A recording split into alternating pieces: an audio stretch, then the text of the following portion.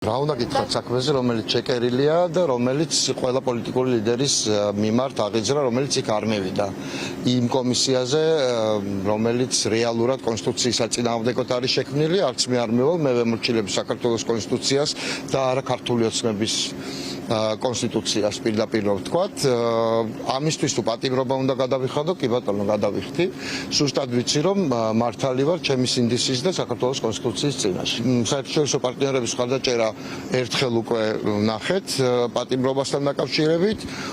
იგივეს ველოდები პრინციპში და რეალური კომუნიკატორი იქნება ჩემი პარტიაც და ჩემი ცოლით სოფო, რომელიც აქამდეც იყო საკმაოდ ღრმად ჩართული ამ პროცესში. მე არ მინდა ამისგან დრამა გავაკეთო, ჩემი შვილები სამწუხაროდ უნდა ვთქვა, რომ მიჩვეული არიან ამას.